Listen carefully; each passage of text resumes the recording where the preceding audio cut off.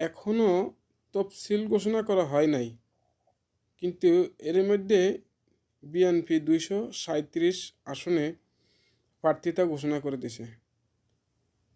তো এই প্রার্থিতা ঘোষণা করার কারণে বিএনপির জীবনে আমরা মনে করি যে নির্বাচনকালীন জীবনে 1991 সাল থেকে বিএনপি নির্বাচন করতেছে।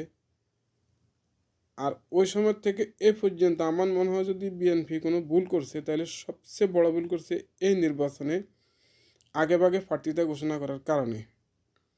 অথচ কিছু সাংবাদিক আছে, এরা বলতেছে বিএনপি খুব ভালো কাজ করেছে, আগেভাগে প্রার্থিতা ঘোষণা করেই সরকারকে বেকায়দা ফেলাইছে, সরকারে একটা দৌড়ঝাঁপে ফেলাইছে, এবং কি সরকার ফেব্রুয়ারিতে নির্বাচন দিতেই হবে।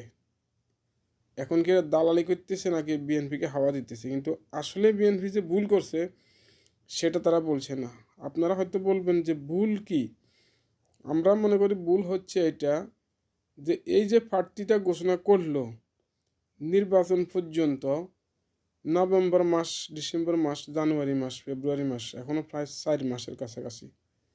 তাইলে যাদেরকে মনোনয়ন বঞ্চিত করেছে তারা অন্য কোনো দলে সম্পৃক্ততা হওয়ারও সুযোগ আছে, এবং কি তারা যে কোনো একটা সিদ্ধান্ত নেওয়ার সময় সুযোগ আছে, এবং কি তারা ইচ্ছা করলে নিজেরা স্বতন্ত্র বা বিদ্রোহী পার্টি হিসাবে নির্বাচন করার মতো, তাদের সেই চিন্তাভাবনা করার মতো, বা তারা একটা পরিবেশ তৈরি করার মতো সময় সুযোগ তাদের আছে। তো এটা তো বিএনপি বড় ধরনের ভুল করছে, কারণ এরা যাদেরকে মনোনয়ন বঞ্চিত করছে এরা তো বিএনপির লোক।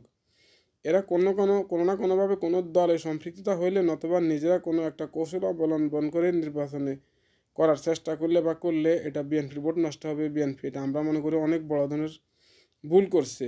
আর হয়তো এই ভুলের কারণেই বিএনপি এবার সরকার গঠন করার মনে হয় কোনো সুযোগ সুবিধা পাবে না বলে আমরা মনে করি।